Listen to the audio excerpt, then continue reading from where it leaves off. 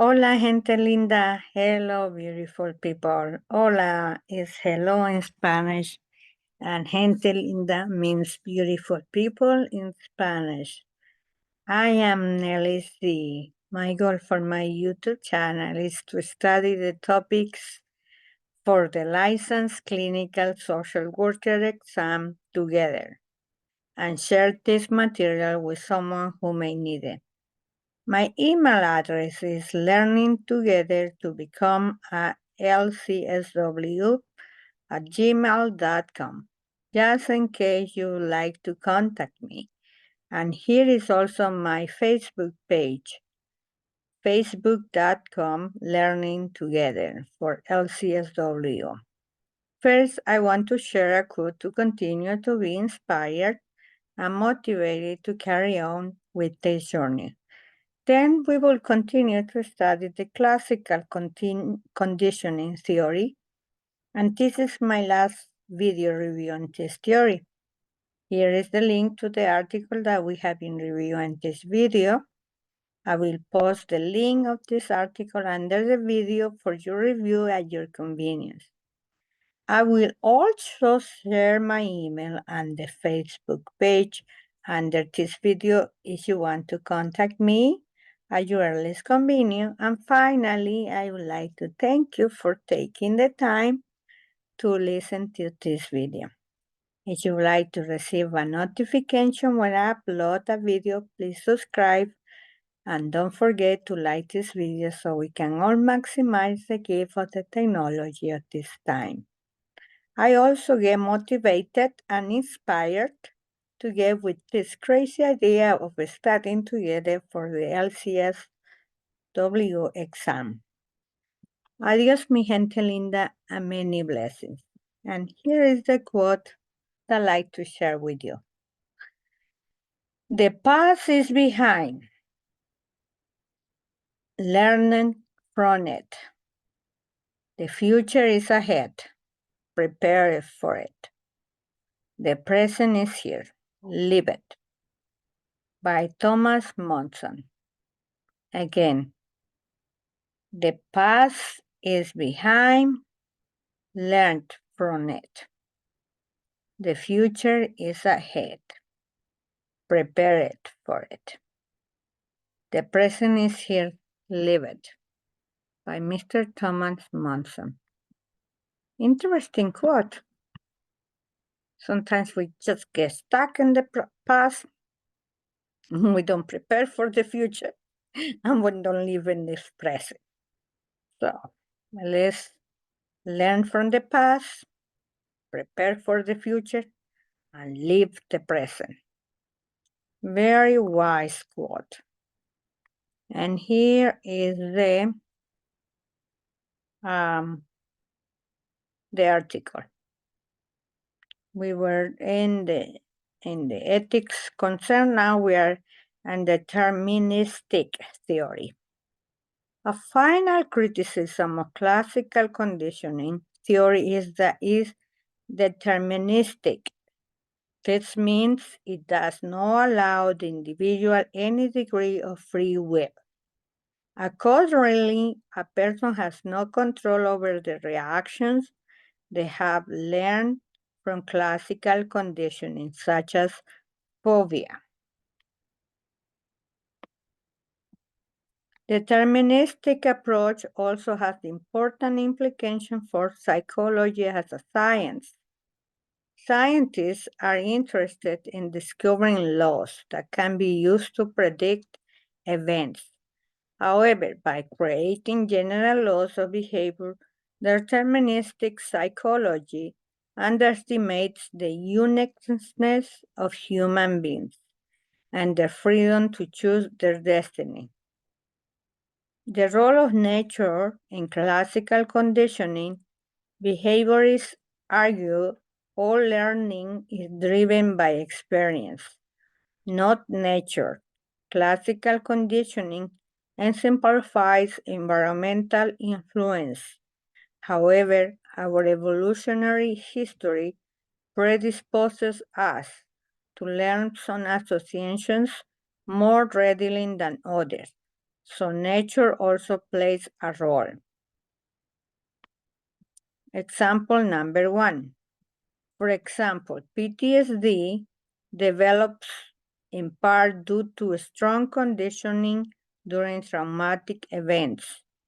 The emotions experienced during trauma led to neural activity in the amygdala, creating a strong associative learning between conditioned and unconditioned stimuli.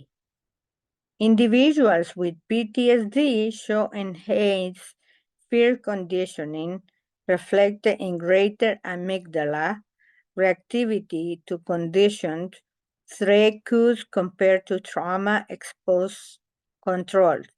In addition to a strong initial conditioning, PTSD patients exhibit slower extinction to conditioned for fear stimuli. During extinction recall test, PTSD patients failed to show differential skin conductance responses to extinguished versus non-extinguished cues, indicating impaired retention of fear extinction.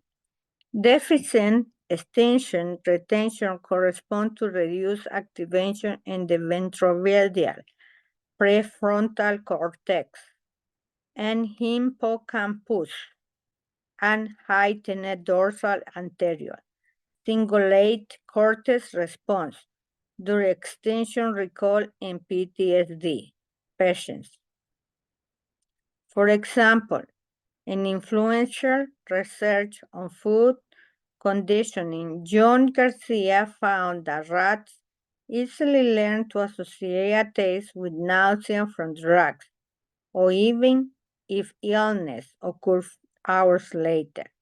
However, conditioning nausea to a sign or sound was much harder. This shows that conditioning does not occur equally for any stimulus pairing. Rather, evolution prepares organisms to learn some associations that aid survival more easily, like linking smell to illness. Example 3. The evolutionary significance of taste and nutrition ensures robust and resilient classical condition of flavor preference, making them difficult to reverse whole 2002, forming strong and lasting associations between flavors and nutrition aids survival by promoting the consumption of calorie-rich foods. This makes flavor conditioning very robust. Repeated flavor nutrition pairing in this study lead to overlearning on the association, making more resistant to extinction.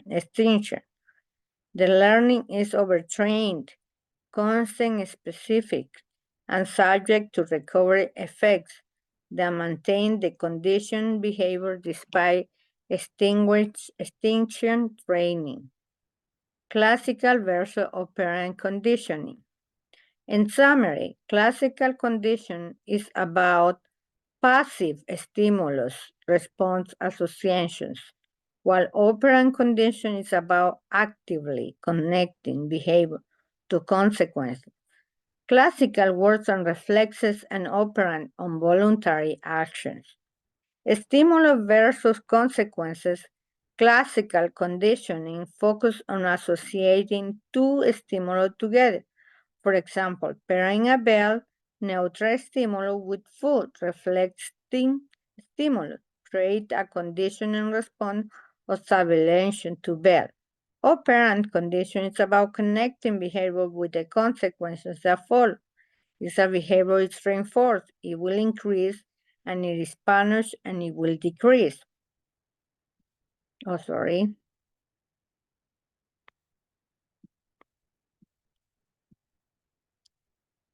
So we are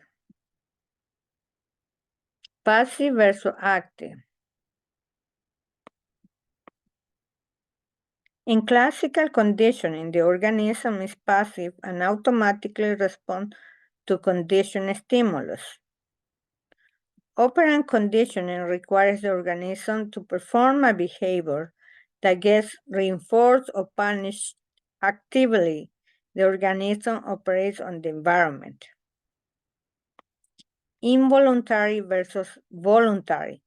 Classical conditioning works with involuntary reflexive response, like salivation, blinking, etc. Operant conditioning shapes voluntary behavior that are controlled by the organism, like pressing a lever. Association versus reinforcement. Classical conditions rely on associating stimuli in order to create conditioned response. Operant conditions respond on using reinforcement, punishment to increase or decrease voluntary behaviors. Learning check. In Ivan Pavlov's famous experiment, he rings a bell before presenting food powder to dogs. Eventually, the dogs salivated, and the mere sound of the bell identified the neutral stimulus and conditioned stimulus and conditioning response, conditional stimulus, and conditioned response in Pavlov experiment. A student loves going out for pizza and beer with friends on Friday after class. Whenever one friend texts the group about Friday plans, the student immediately feels happy and excited. This friend started texting the group on Tuesday when she wants the student to feel happier. Explain how this is an example of classical conditioning. It justified the USR and CR. Okay, so this we have to explain how this could be. Okay, so this is just basically how we are supposed to, this is just an exercise, how is this conditioning or operant conditioning? What is the role experience? How we are just how to respond. And these are the reference. Well, here is operant condition and what is how it works example. We're gonna continue with this because it's just almost like the continuation of this theory, which is a Skinner. And we'll go in the next video. I hope that you are enjoying this video, are learning a little bit, or at least have some reference, but keep it up slowly but surely. God bless you, my friend. Bye-bye.